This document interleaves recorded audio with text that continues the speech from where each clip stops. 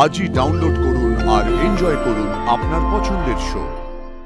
Pablo এতদিন আমাদের কাছে ছিল না, এখন তো আমরা ওকে বাড়িতে নিয়ে এসেছি, এখন আমাদের সাথে থাকবে।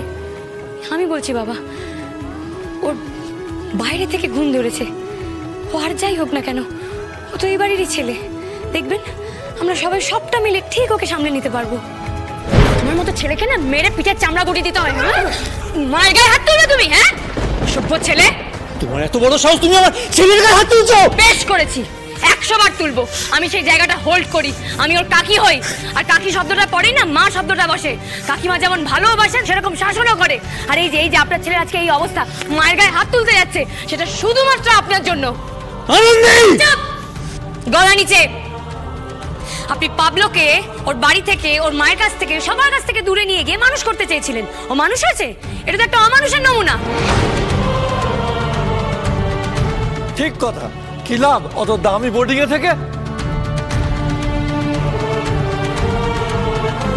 মানে আপনার ছেলে বাড়িতে আসছে, মায়ের গায়ে হাত তুলছে, মদ খেয়ে ঢুকছে। অর্ণবদা, ও তো ধারাবাহিকভাবে স্কুলে খারাপ রেজাল্টও করেছে। আপনার মনে হয় না যে এই সব কিছুর জন্য শুধুমাত্র আপনিই দায়ী?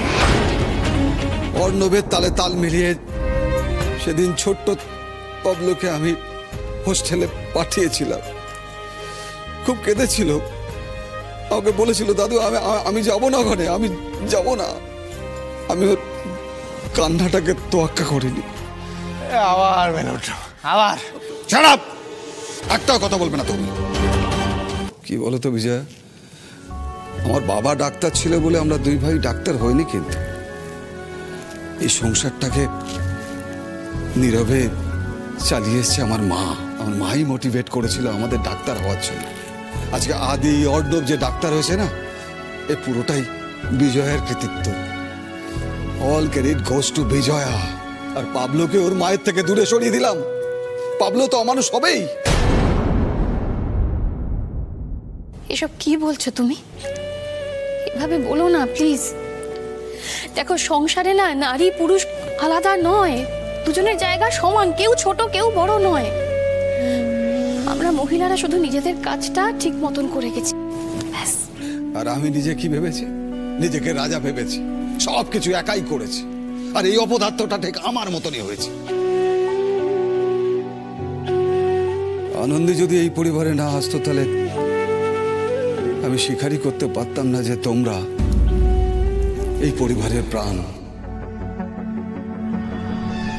তোমরাই তো বড়, তোমরাই তো সৃষ্টি করো, আমরা তো শুধু যোগান দিই। আমার জানো তো ভীষণ লজ্জা লাগছে বাবা, আমাদের সবার জন্য। আমি সবার কাছে আমাদের সবার হয়ে ক্ষমা চাইছি। বাড়ি ভর্তি এতজন গেস্ট, আর দেখো তাদের সামনে আমরা কিভাবে ঝগড়া করছি। দেখো বাবা, পাবলো এতদিন আমাদের কাছে ছিল না, এখন তো আমরা ওকে বাড়িতে নিয়ে এসেছি, এখন আমাদের সাথে থাকবে, ওর মায়ের সাথে থাকবে। এ বাড়িতে ওর ঠাম্মি আছে, ওর গ্র্যান্ড ঠাম্মি আছে, ওর দাদু আছে, ওর কাকা কাকি, আমরা সবাই মিলে ঠিক ওকে সামলে রাখবো।